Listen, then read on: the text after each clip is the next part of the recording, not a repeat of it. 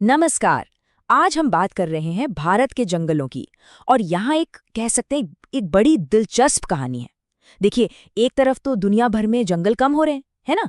पर भारत के बारे में खबर आ रही है कि यहाँ जंगल बढ़ रहे हैं। लेकिन क्या ये कहानी इतनी सीधी सादी है जितनी दिखती है?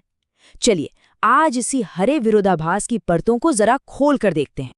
तो सबसे पहले अच्छी खबर से शुरू करते हैं। यूनाइटेड नेशंस का फूड एंड एग्रीकल्चर ऑर्गेनाइजेशन यानी FAO कहता है कि भारत ने एक जबरदस्त छलांग लगाई है।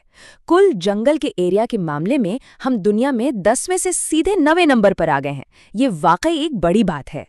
और बात यहीं खत्म नहीं होती। हर साल जो नए जंगल जुड़ते हैं ना, उस मामले में तो भारत दुनिया में तीसरे नंबर पर है। यह कोई छोटी मोटी उपलब्धि नहीं, बहुत बड़ी बात है ये। और तो और हमारे जंगल एक बहुत बड़े स्पंज की तरह भी काम करते हैं।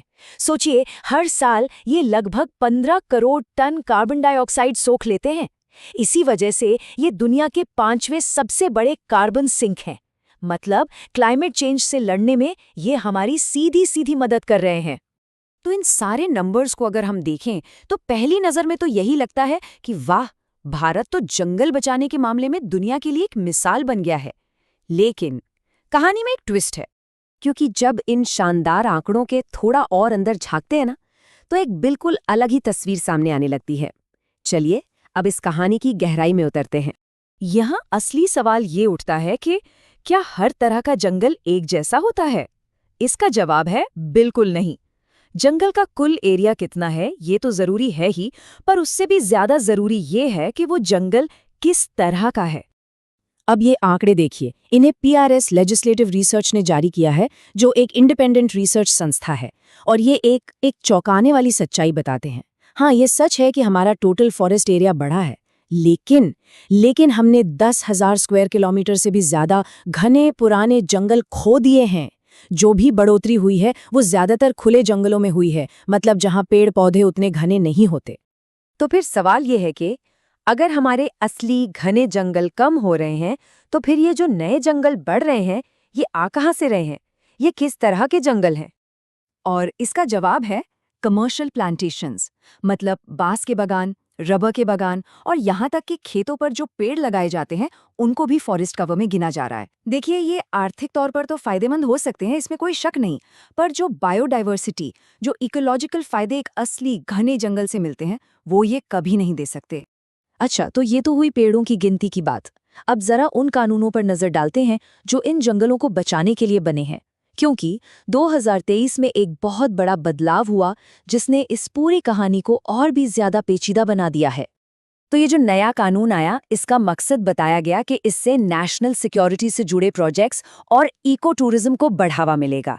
लेकिन एक्सपर्ट्स को इस बात की चिंता है कि इससे जो बॉर्डर वाले इलाके हैं, खासकर नॉर्थ ईस्ट के बेहद सेंसिटिव जंगल, वो खतरे में आ सकते हैं। और तो और ये सुप्रीम कोर्ट के एक पुराने बहुत जरूरी फैसले को भी कमजोर कर सकता है, जो जंगलों की सुरक्षा के लिए ही था।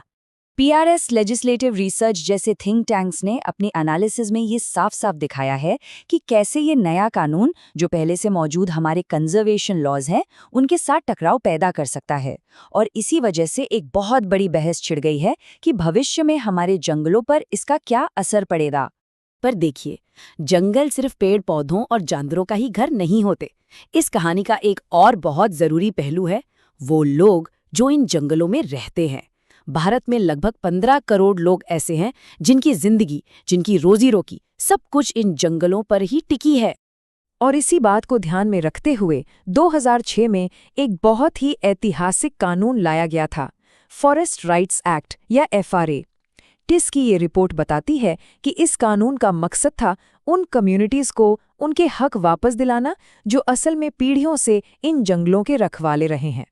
अगर इसे आसान भाषा में समझें तो ये कानून उन लोगों को जमीन और जंगल के संसाधनों पर कानूनी हक देता है जो सदियों से वहीं रहते आए हैं, उनका इस्तेमाल करते आए हैं और उनकी देखभाल करते आए हैं।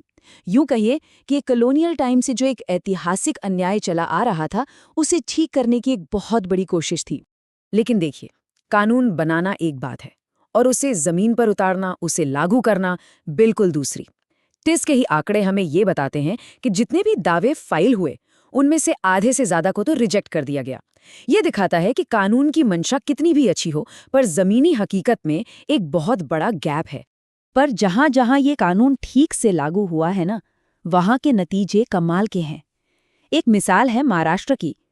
वहां सिर्फ 247 गांवों ने मिलकर तेंदूपत्ते और बांस बेचकर करीब 35 करोड़ रुपए कमाए। सोचिए, ये साफ दिखाता है कि जब लोगों को उनका हक मिलता है तो जंगल भी बचता है और लोग भी खुशहाल होते हैं। तो इन सारी बातों से हम क्या समझे? कहानी बहुत उलझी हुई है।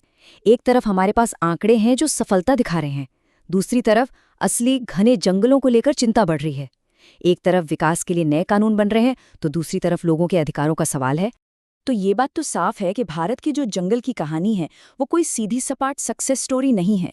ये असल में विकास, पर्यावरण की सुरक्षा और लोगों के अधिकारों के बीच एक सही बैलेंस बनाने की एक बहुत मुश्किल और जटिल पहेली है। और यही आज का सबसे बड़ा सवाल भी है कि कोई भी देश आर्थिक तरक्की, नेशनल सिक्योरिटी और अपने ही नागरिकों के अधिकारों के बीच ये नाजुक सा बैलेंस आखिर कैसे बना सकता है। भारत के जंगलों का और वहां रहने वाले लोगों का भविष्य इसी एक सवाल के जवाब पर टिका है। इस पर सोचने के लिए वाकई बहुत कुछ है। हमारे साथ जुड़ने के लिए आपका शुक्रिया।